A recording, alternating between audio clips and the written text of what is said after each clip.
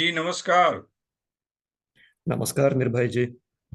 हम बातचीत कर रहे हैं यूक्रेन से यूरी बोतबिंकिन साहब के साथ और युद्ध के मैदान में हैं और लगातार जो है वो पूरी दुनिया में यूक्रेन अभी चर्चा का विषय बना हुआ है। जिस दिन से राष्ट्रपति ट्रंप के साथ डोनाल्ड ट्रंप के साथ यूक्रेन के राष्ट्रपति जेलेंस्की जी के साथ जो बैठक हुई या सफल हुई, काफी कुछ हुआ, सीज फायर वगैरह की चर्चा हुई।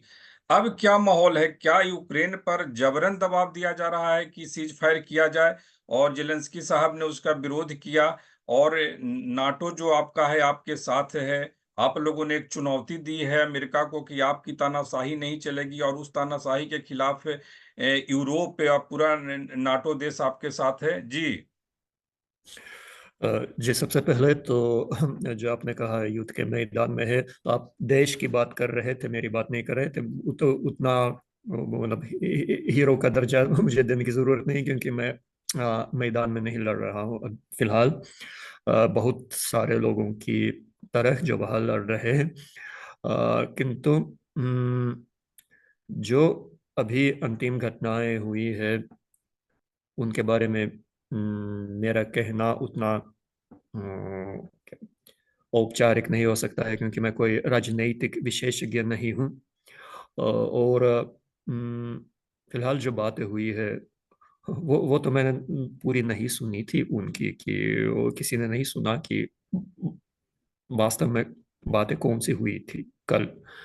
अ, उससे पहले जो कुछ हुआ था, तो सारे देशवासियों का अम, की यही प्रतिक्रिया थी, यही सोच थी कि अ, बड़ी बदतमीजी के साथ पेश हुए थे यूएस के राष्ट्रपति और उनके आसपास जो लोग हैं। दबाव की यदि हम बात करें, दबाव तो बहुत पहले से डाला जा रहा है, और भी 3 साल से दबाव बना रहा है। अ, अब इस स्थिति में आ गई है कि हर किसी की दिली इच्छा यही है कि ये जल्दी बंद हो जाए, कि जल्दी कोई अम, अम, सुलह सी हो जाए इस पूरे युद्ध मैदान में। पर देखिए, जब कोई देश का नेता होता है, तो अ, उसकी कुछ अपनी सोच हो सकती है, जो आदर्शवादी सोच जैसे वो करना चाहता है, और व्यावहारिक सोच होती है जो संभव हो, जो सच में किया जा सकता है। तो हमारे राष्ट्रपति जिस स्वभाव के व्यक्ति है, जहाँ तक मुझे लगता है, और जो बात उनमें मुझे अच्छी लगती है बहुत, कि झुकने वाले स्वभाव के नहीं है। और यदि अन्याय हो रहा है, तो अंत तक वो बोलते रहेंगे कि ये अन्याय है। और कभी कोई समझौता व्यक्तिगत तौर पर वे नहीं करते। किंतु उन पर तो पूरे पूरे देश का उत्तरदायित्व है। तो शायद इस संदर्भ में तो ये सोचा जा रहा है कि समझौता किया जाए। इसलिए जो शर्तें रखी हुई है उन सब ने, विपक्षों ने, तो वो जितने भी अस्वीकार्य क्यों न हो, पर हमें तो व्यवहारिक सोचना पड़ रहा है इस स्थिति में, क्योंकि फिलहाल तो इसके विरुद्ध हम कोई मजबूत दलील नहीं रख सकते हैं। उतना भी अ, अ, बड़ा सहारा नहीं मिल रहा है कि हम अड़ जाए अपनी बात पे, कि हम चुनौती दे सभी को और कहे कि नहीं, हम तो लड़ते रहेंगे। वही है। देखिए, मैं एक शिक्षक हूँ और राजनीति से और सैनिक प्रबंध से काफी दूर हूँ। जैसे मानविकियों साहित्य से जुड़ा हूँ, तो मेरी अपनी कोई आदर्शवादी सोच हो सकती है। तो मैं ये नहीं कह सकता हूँ कि कैसा होगा या कैसा होना चाहिए। पर यदि हम ऐसा फर्ज करें कि अम, मेरी जैसे मेरी जैसी सोच वाले का बस चले, तो एकदम आदर्शवादी स्थिति ये होती। मैं अगर ये निर्णय लेता तो मैं ये कहता कि यूरोप अगर वो बहुत सहायता देना चाहता है, तो एक अंतिम सहायता ये करे कि यहाँ इस देश में जो बुजुर्ग महिलाएं बच्चे हैं, उन सब को रख ले अपने पास, और पुरुष लोग सभी इधर रहकर अंतिम लड़ाई में इतिहास में दूसरा कलिंग दिखा के करके दिखाए। तो ये जब आदर्शवादी सोच की बात करें, पर व्यवहारिक सोचना पड़ रहा है, क्योंकि यहाँ रहने वाले सभी लोगों की ऐसी सोच नहीं है। तो अवश्य सभी शांति चाहते हैं, सभी सुलह चाहते हैं। अ, समझौता करना पड़ रहा है। किस जिस स्तर पर ये बातें हो रही है और जिस स्तर पर निर्णय लिए जा रहे हैं, अ, उनकी पूरी जानकारी तो हमें नहीं है। आपने इस साक्षात्कार के लिए बुलाया है, तो मैं हमेशा के लिए अपनी राय, कुछ अपना जितना कुछ मुझे ज्ञात है वो साझा करने आया हूँ। कि किंतु विस्तार से एकदम राजनीतिक या औपचारिक तौर पर मैं ज्यादा नहीं बता पाऊंगा, क्योंकि आपको तो उतना ही मालूम होगा इन समाचारों से जितना मुझे मालूम है आजकल। मैं तो बता सकता हूँ यहाँ के माहौल के बारे में, लोग क्या बोलते हैं, क्या क्या सोचते हैं, क्या अनुभव कर रहे हैं। अन्याय हो रहा है, ये तो सबको लग रहा है यहाँ पर। पर इस दौर में और क्या किया जा सकता है सिवाय युद्ध को रोकने के? ये उसके भी अधिक विकल्प नहीं है। इसलिए शायद धीरे धीरे, जैसे दुर्बल पक्षों को करना पड़ता है, तो हमें शायद कुछ शर्तें माननी पड़ेगी। किस हद तक ये होगा, और फिलहाल तो समझौता का अंतिम रूप नहीं आया है हमारे सामने। हमने बस सुना है कि बात हो गई है, कि कुछ 30 दिन की सीज फायर की बात हुई है। किंतु उस पक्ष से, रूस से अभी कोई उत्तर नहीं आया है कि वो उसके लिए तैयार है कि नहीं। हम्म, अ, कल रात तक तो यही था। आज पता नहीं कोई नया समाचार आया होगा, तो मैंने नहीं सुना है। तो फिलहाल स्थिति वही है। संतुष्टि या थोड़ी क्या कहे, खुशी सी इस बात की है कि अभी ये बात शुरू हुई है सक्रिय रूप से इस युद्ध को थोड़े ही समय में रोकने की। ये अच्छी बात है। एक जो आपका एक मैंने आपके देश का जो डर है, मैंने आपके देश के जो लीडरशिप को जो डर है रूस से, क्या वही डर यूरोप को भी है रूस से? और इसी के चलते यूक्रेन का साथ दे रहा है यूरोप? क्योंकि अमेरिका को लेकर जिस तरह से आपके राष्ट्रपति ने कहा था कि आप चूंकि ओशन से मैंने कहीं ना कहीं एक दूरी है आपके, एक रूस और अमेरिका के बीच में ओशन की जो महासमुद्र की एक दूरी है, उसमें कहीं आप सेफ हैं और बचे हुए हैं, उस रूप में आपको खतरा नहीं है जिस रूप में आज हम खतरे को झेल रहे हैं। तो क्या ये जो डर यूक्रेन के लिए है, और उसमें जेलेंस्की साहब ने यह भी कहा था कि कल की तारीख में हम सीज फायर, उन्होंने पहले का उदाहरण भी दिया था कि उस समय भी सीज फायर हुआ, उसके बाद ये घटना घटी, माने हमला हुआ। तो जी ये डर जी। तो बना हुआ है लगातार। हाँ, डर कहे या अन्याय का सामना करना कहे, ऐसा नहीं कि फिर से वो सबका अपना अपना होता है, पर अम, डर के से अधिक तो इस बात का क्रोध आता है कि स्पष्ट रूप से अन्याय हो रहा है कि एक स्वतंत्र देश की भूमि हड़पी जा रही है। तो यूरोप वालों को ये साफ दिखता है, क्योंकि यूरोप के कानून या उनकी जो अम, विचार सिद्धांत है, ये उनके विरुद्ध है। आजकल हम तो बहुत कह सकते हैं कि अतीत में उन्होंने भी क्या क्या किया है, लेकिन आजकल वो जब लोकतांत्रिक समाज में रहने की कोशिश कर रहे हैं, तो उनको यही लगता है कि अ,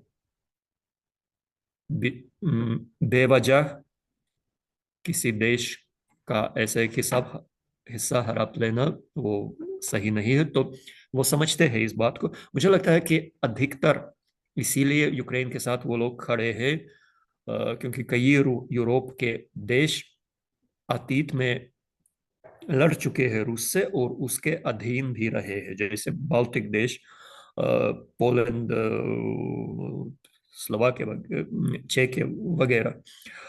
तो उनका अपना ऐतिहासिक अनुभव है, जिस वजह से वो इस खतरे को अच्छी अच्छी तरह समझते हैं कि आगे भी क्या हो सकता है। अम, अमेरिका के लिए जहां तक मुझे लगता है कि वो तो बस हीरो की भूमिका निभाना चाहते हैं कि हमने बंद करवाया, हमने समझौता करवाया, हमने बीच में आकर बोला कि बंद करो और बंद कर दिया दोनों ने। मुझे लगता है कि ट्रम्प को वही महत्वाकांक्षा चढ़ी हुई है कि वो ये इस तरह समझौता करवाने वाले का हीरोपन दिखाना चाहते हैं। अ, ये भी कोई बुरी बात नहीं है, क्योंकि समझौता हो जाना चाहिए। बुरी बात यह है कि वास्तविकता को देखते हुए भी, समझते हुए भी, वो हमलेवर को हमलावर नहीं कहते हैं। आक्रामक को वो जो आक्रामक युद्ध है उसको कॉन्फ्लिक्ट वगैरह ऐसा कुछ बोलते हैं, और दोनों को दोषी ठहराते हैं। यहाँ तक कि जेलेंस्की को अधिक दोषी ठहराते हैं, कहते हैं कि उसको शुरू ही नहीं करना चाहिए था। और स्वस्थ सोच रखने वाला कोई भी व्यक्ति ये सुनकर चौंक जाएगा कि ये आरोप जेलेंस्की पर लग रहा है कि उसने शुरू किया है। कहने का मतलब ये है, उनका कहने का मतलब ये है कि तुरंत मान लेनी चाहिए थी बात, और तुरंत सरेंडर करना चाहिए था जब शुरू हुआ था, क्योंकि पहले से ही अंदाजा लगाया जा सकता था कि परिणाम क्या हो सकता है। क्योंकि एक बड़ी सी शक्ति जब युद्ध करने आए थी, किंतु इन 3 वर्षों के दौरान शायद ये आशा जगी रही थी कि जो सभ्य संसार है कि वो थोड़ा सचेत होकर अधिक सक्रिय रूप से सहायता देगा। पर इतिहास में कई बार ऐसा हुआ है कि पश्चिम ने यूक्रेन को ऐसे रूस के हवाले छोड़ दिया बिना किसी कोई हस्तक्षेप किए। उनकी अपनी उनके अपने हित है, उनकी अपनी सुरक्षा होगी, वो उनका अपनी चिंताएं होंगी, वो हम समझ सकते हैं। तो ठीक है, अगर सहायता नहीं करनी थी पूरी तरह, मतलब हमारे साथ खड़े होकर अगर लड़ना नहीं था, तो वो भी समझा जा सकता है, क्योंकि शायद अपने देश की सुरक्षा की पड़ी थी। किंतु इन सभी परिस्थितियों में हमारे राष्ट्रपति पर यह आरोप लगाना कि तुमने शुरू किया, ये तो अटपटी सी बात लगती है। कम से कम चुप तो रहो भाई। ये मेरा कहना है उन बड़े नेताओं से जो यूक्रेन को दोषी ठहराते हैं इस युद्ध के। ये जो राष्ट्रपति जेलेंस्की का जो पूरा बिहेव रहा या पूरा एक्शन रहा राष्ट्रपति ट्रम्प के साथ, तो पूरे यूक्रेन वासी इंक्लूडिंग यू एज ए साहित्यकार, कवि, लेखक, हिंदी प्रेमी होने के नाते भी आपको क्या लगता है कि पूरा देश उनके साथ, अगर राष्ट्रपति जेलेंस्की के साथ है, तो किस आधार पर है? जी देखिए, कूटनीति की दृष्टि से हम पूरे उस वार्तालाप का विश्लेषण कर सकते हैं कि किसने क्या गलत किया, किसने क्या सही किया, कहा। निस्संदेह जेलेंस्की के भी दोष निकाले जा सकते हैं उस वार्तालाप के समय। किंतु ये मुद्दा तो नहीं है। ये एक मुख्य विषय है, एक मुख्य सच्चाई है। यदि देश में युद्ध चल रहा है और एक गंभीर प्रश्न उठा है कि देश नष्ट होने की स्थिति में उतर रहा है, तो इस स्थिति में आप कौन से नेता से पूर्ण रूप से आत्म संयम और कूटनैतिक निपुणता की अपेक्षा कर सकते हैं? वो उधर आए ही थे भावुक सी मनोस्थिति में। उनसे यदि कुछ अनायास गलतियां भी हो गई, तो आम जनता उन बड़े नेताओं से कहीं अधिक भावुक, दयालु और समझने वाले निकली। क्योंकि हम समझ सकते हैं कि वो आखिर एक इंसान है जो अपने देश के हितों के लिए खड़ा होने आए थे, और उनको पहले से मालूम था कि जिनसे मिलने आए थे उनकी रवैया अच्छी नहीं है। तो पहले से ही जब तनाव की स्थिति में वो आ गए थे, तो शायद इधर उधर कुछ हो सकता था, कुछ गलत बोल भी सकते थे। पर वो उतनी छोटी सी बात है। जब पूरे पूरे उस आयोजन में मुख्य विषय यह बताया जा रहा है कि अ, तुम ही गलत हो, तुम ही ने शुरू किया, तुम ही नहीं मान रहे हो उस बड़े गुंडे की बात, तो अब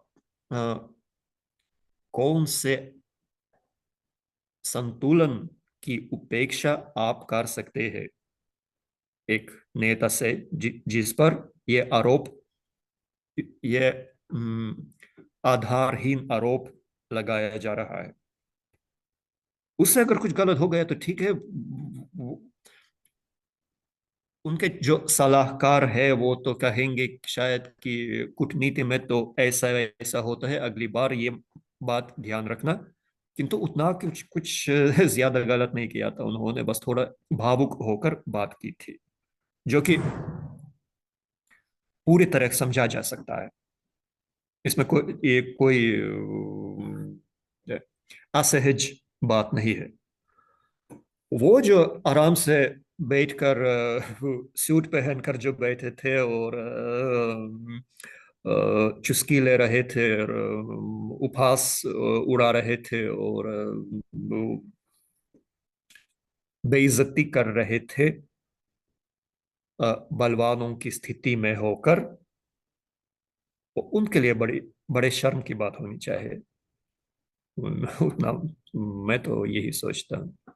क्या आपके देश वासी, आपके देश की जनता, क्या इस पर चर्चा कर रही है कि राष्ट्रपति ट्रंप कहीं न कहीं पुतिन से डरते हैं या डर खा रहे हैं, या कहीं न कहीं कोई ऐसी बात है जिससे वो प्रत्यक्ष तौर पर सामने नहीं आना चाहते हैं और कंप्रोमाइज़र की भूमिका में आना चाहते हैं और राष्ट्रपति ज़ेलेंस्की पर दबाव देना चाह रहे हैं? आखिर राष्ट्रपति पुतिन से उनको किस चीज़ का कहीं न कहीं भय, या कोई डील का मामला है, या कोई बिज़नेस व्यापार का मामला है, या इनको जो आरोप लगा दिया गया इन पर कि you are gambling with the third world war, माने आप उसके लिए हम्म। जुआ की भूमिका में आ रहे हैं। आपके चलते थर्ड वर्ल्ड वार हो सकता है। तो ये आपके देशवासी, चूँकि आप साहित्यकार हैं, साहित्यकारों में और आम लोगों के बीच में किस तरह की बातचीत हो रही है? पुतिन और ट्रंप के बीच में किस तरह का मामला है? अ, कुछ इस तरह के अफवाह भी है, शायद मजाक के तौर पर लोग बोलते हैं कि राष्ट्रपति बनने से बहुत पहले, जब ट्रम्प एक बिजनेसमैन थे, तब वो रूस में आए थे, तो कह रहे थे कि केजीबी ने उनको अपने में शामिल कर लिया था। अ, ये भी सुनने को मिल रहा है कि तब से वो रूस के लिए ही काम कर रहे हैं। शायद ये एक मुझे नहीं मालूम है। मैं पूरी तरह इसको ना झुठला सकता हूँ, ना सही बता सकता हूँ।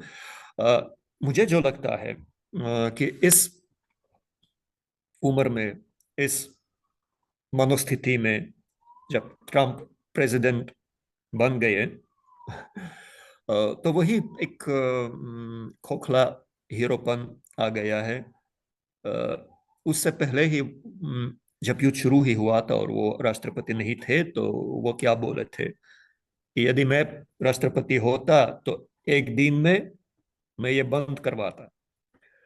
अ, शायद थोड़ी सी कुछ मानसिक विशेषताओं के कारण ऐसा आत्मविश्वास आता है कुछ अमुक आयु में या अमुक व्यक्तित्व में। तो अब जब वो बन गए राष्ट्रपति, तो अपनी उस बात को उनको करके दिखाने है, करके दिखाना है। तो अब देखिए, अब कोई जब देखता है कि लड़ाई हो रही है, एक बड़ा सा बलवान सा किसी छोटे को पीट रहा है, तो वो पहले आता है हीरो बनकर, और रोकना चाहता है, तो वो बोलता है कि छोड़ो। वो इस बलवान वाले से बोलता है कि बंद करो, और वो नहीं सुनता है उसकी बात। अ, स्वयं उसको रोकना या उससे लड़ना उतनी शायद हिम्मत नहीं है, या पहले से ऐसा इरादा नहीं था। शायद ये लगा था शुरू में कि मेरे बोलने से ही वो रुक जाएगा, पर वो रुक नहीं रहा है। पर अपना हीरोपन नहीं खोना है, फिर किसी को डांटते रहना है। तो फिर किसको डांटेगा? उसी छोटे को जो नहीं मान रहा है, जो पलट कर मार रहा है। तो वो उसको डांटेगा कि तुम क्यों पलट कर मार रहे हो, मार खाओ इज्जत से, और मान लो बात। तो यही हो रहा है कि कुछ ज्यादा ही आत्मविश्वास आ गया था शुरू में। उन्होंने सोचा कि सच में मैं उन दोनों को बुलाकर सामने बिठाकर समझौता करवाऊंगा, पर रूस उनको उतना गंभीर नहीं ले रहा है कि ये ऐसा कर सकता है। तो जब उनको ये पता चला कि ऐसा नहीं चलेगा, तो अपना निशान यूक्रेन को बना लिया कि तुम ही गलत हो, अब तुमको धमकाएंगे, अब तुमको डांटेंगे, क्योंकि हमें तो अपना बड़ापन दिखाना है किसी पर। तो मुझे वही लग रहा है कि क्या यूक्रेन यूक्रेन का झुक जाना आपको लग रहा है कि में यूरोप का झुक जाना है? ये कहना बड़ा मुश्किल है। इतिहास में थोड़ा जाना पड़ेगा, क्योंकि यूरोप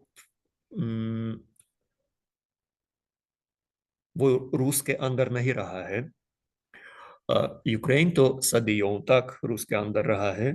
ये भी एक बेबुनियाद सा कारण बना है बहुतों के लिए ये कहने का कि यूक्रेन रूस का एक अभिन्न हिस्सा है, जबकि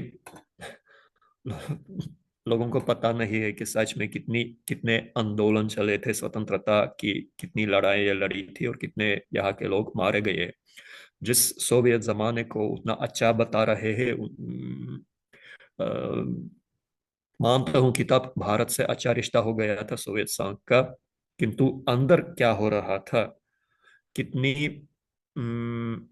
संस्कृतियां अस्मिताएं दबाई जा रही थी, रूसीकरण कितने कठोर प्रकार से किया जा रहा था। यूक्रेन के हजारों कलाकार, लेखक, मुक्त सोच के लोग जेल डाले जाते थे, मारे जाते थे, बस इसलिए कि वो अपने यूक्रेन से प्यार करते थे, अपनी अस्मिता से, अपनी भाषा से। क्योंकि रूस का तो सीधा सा इरादा था यूक्रेन को अपने अंदर शामिल करके उसको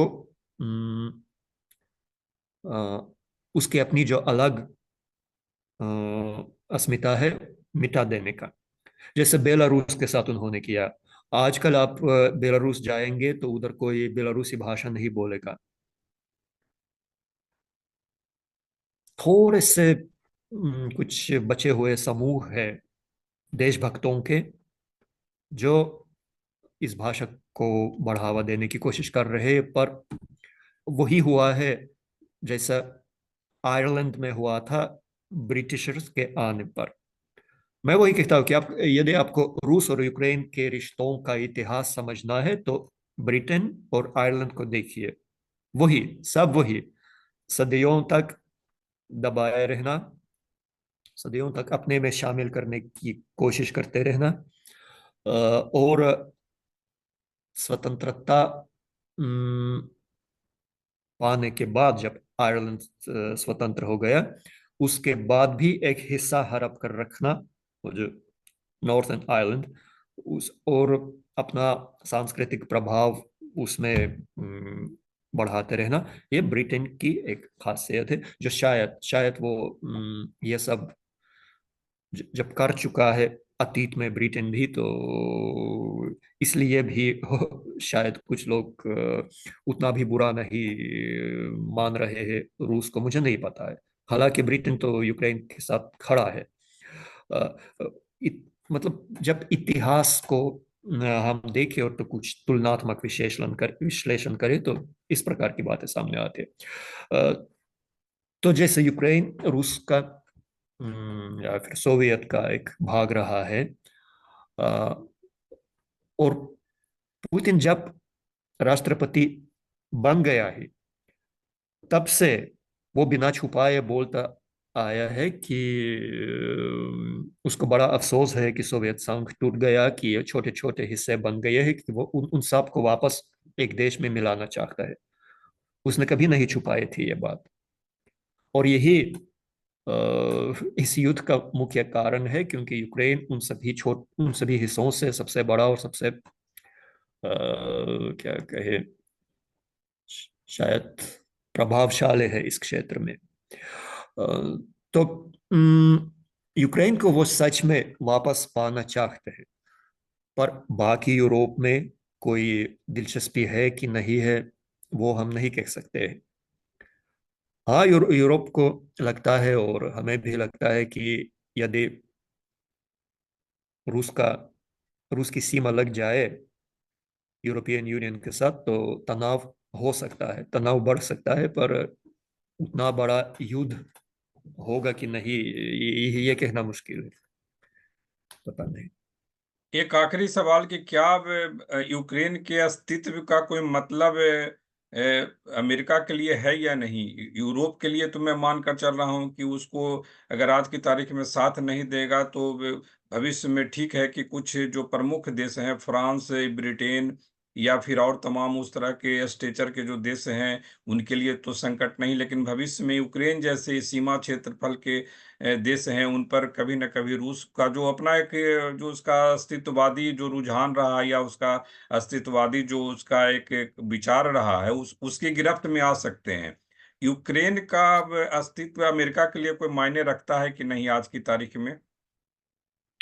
मुझे लगता है कि नहीं। अमेरिका के लिए तो शायद पहले भी ज्यादा मायने नहीं रखता था यूक्रेन। हम्म, उनकी कुछ शायद अपनी सोच है यूक्रेन को लेकर, जैसे आजकल वो कुछ पदार्थों की का खनन करना चाहते हैं यूक्रेन में। अम, उन्होंने यूक्रेन का प्रयोग किया है शायद रूस की सैनिक शक्ति को देखने के लिए और उसको थोड़ा दुर्बल बनाने के लिए, ऐसा। पर मुझे नहीं लगता है कि, हाँ, जो आम अमेरिकी नागरिक है, जैसे हर देश में जो आम लोग होते हैं, जो सोचने वाले लोग होते हैं, जो भावुक लोग होते हैं, उनका तो बहुत मन है यूक्रेन के साथ।